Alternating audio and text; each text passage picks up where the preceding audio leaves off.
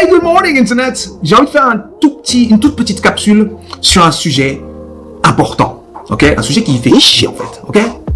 Les ingrats. L'ingratitude.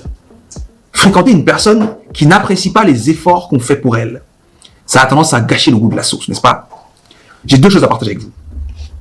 La première chose,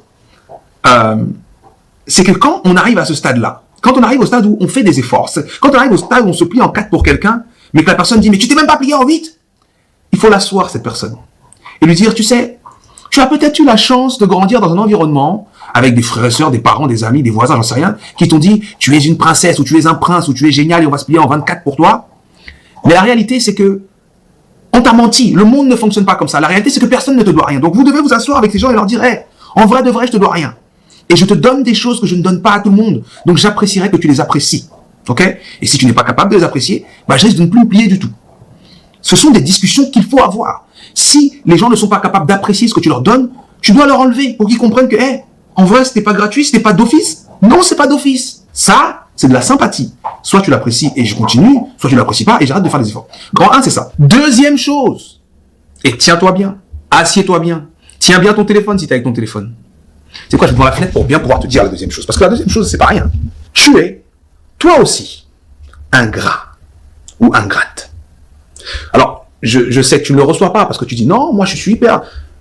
L'ingratitude, c'est simplement l'incapacité à voir des choses qu'on a la chance d'avoir et qu'on aurait pu ne pas avoir.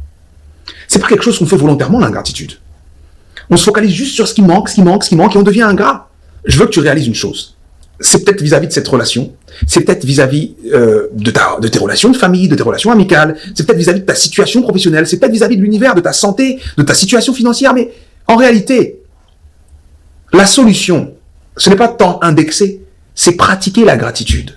Donc regarde autour de toi, regarde même dans cette relation à laquelle tu viens de penser, et cherche les raisons pour lesquelles tu es reconnaissante. Cherche les choses que tu perçois, que tu reçois de cette relation, cherche les choses que tu perçois de l'univers, de ta famille, de tes proches, et ressens la gratitude. Et dans cet acte, dans cette décision, dans cette façon de faire, tu vas changer les personnes autour de toi. Ok?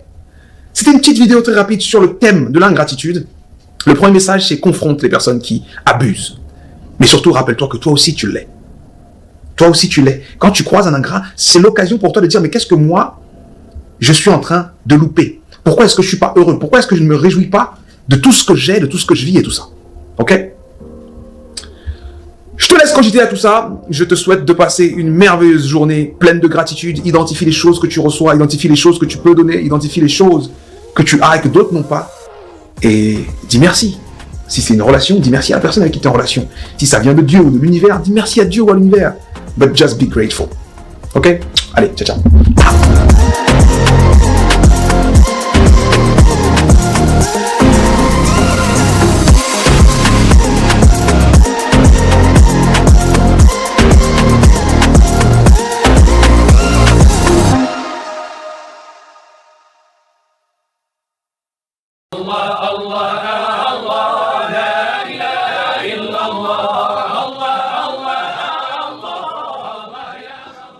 Justement, on sert les frères et sœurs parce qu'ils profitent. C'est ça la raison pour laquelle on le fait.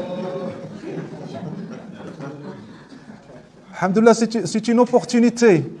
S'il n'y avait pas ce besoin de profiter chez les frères, comment aurais-je l'honneur de le servir? Sinon, la qualité du croyant, il n'aime être servi par personne. Sayyidina Abu Bakr, radiallahu anhu, il était sur son chameau. Et le chameau, il était debout. Il avait un petit bâton à la main. Bâton à la main. Et le bâton, il est tombé de sa main. Et vous savez, pour faire asseoir un chameau, c'est une grosse manœuvre. Le chameau, il fait comme ça, il fait comme ça. Et Sayyidina Abu Bakr, il a fait toute la manœuvre. Il a fait marche arrière, marche devant, et puis après le chameau, il s'est assis. Et Sayyidina Abu Bakr, il est descendu du chameau. Et il est allé chercher son petit bâton. Et il est remonté sur le chameau. Alors, une personne qui était à côté de lui dit, Sayyidina Abu Bakr, tu aurais pu me le demander. Tout ça pour chercher un petit bâton. Il a dit, oh mon frère, j'ai promis à mon bien-aimé de ne rien demander qu'Allah.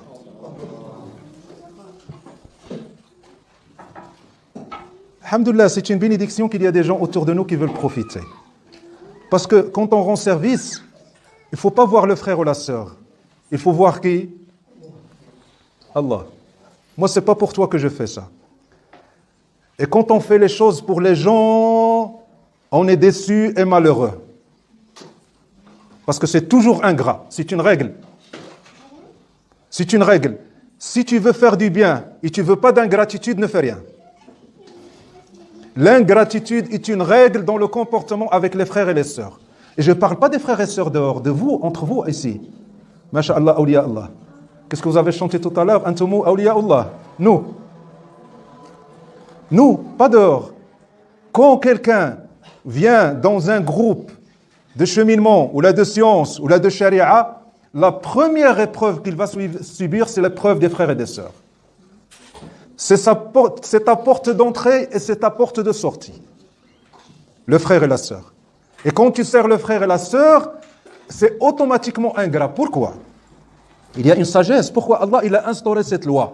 Pour que le travail, le service avec les frères et les sœurs est ingrat.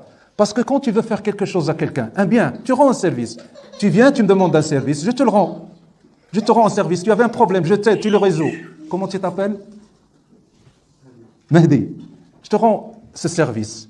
Alhamdulillah, je suis content. Qu'est-ce que je dis? Je dis, je l'ai fait pour Allah. Alors, je le dis, pas maintenant. Rémi, Abou Issa, non, pas maintenant. Qu'est-ce que je dis? Je l'ai fait pour qui? Pour Allah. Si je le dis intérieurement, je suis un wali. Mais généralement, je dis, j'ai aidé Mahdi fi sabillah. Pourquoi tu as fait ça? Sabillah. Et je le crie sur les toits. Sabillah. Et qui c'est qui entend sabillah quand tu le dis? Tu l'as fait pour Allah. On va voir.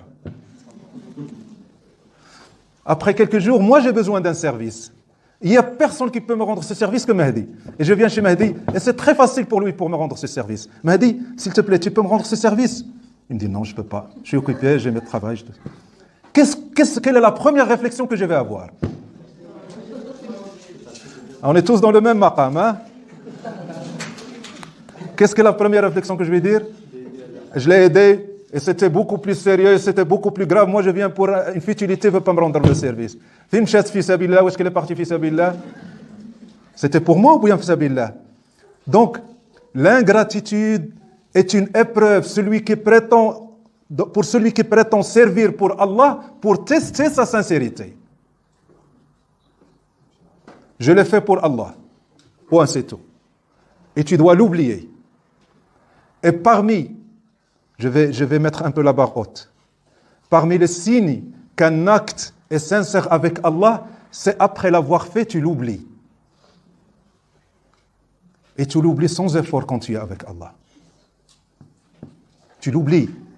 Il s'efface de ta mémoire. وَالْعَمَلُ الصَّالِحُ إِلَيْهِ يَصْعَدُ وَالْعَمَلُ الصَّالِحُ. Traduis-moi ça, c'est des cheikhs. C'est vers Allah subhanahu wa ta'ala que monte la belle parole. La belle. Donc on dit que c'est la ilaha illallah. وَالْعَمَلُ الصَّالِحُ يَرْفَعُهُ. C'est qui le fait monter. Le bon acte, Allah l'élève, le fait monter. Donc quand un acte est bon, quand un amal est salih, quand un acte est bon, qu'est-ce qu'il en fait Allah? Quand tu le fais sincèrement pour lui, qu'est-ce qu'il en fait? Il l'élève. Et quand il l'élève, tu le vois, il disparaît. Il est chez Allah. Et quand moi, il est venu chez moi, quand je suis allé chez lui, et je me suis rappelé de mon acte que j'ai fait avec lui, qu'est-ce que ça veut dire? Il n'est pas encore monté. Mon acte, il est toujours là. Il n'est pas monté. Ça veut dire qu'il n'était pas un amal salih. Ce n'était pas un acte sincère. Donc, mes frères et sœurs, profitez du fait que les frères et les sœurs veulent profiter de vous. Parce que vous êtes avec Allah. Qu'est-ce qu'ils nous ont chanté les frères en arrivant?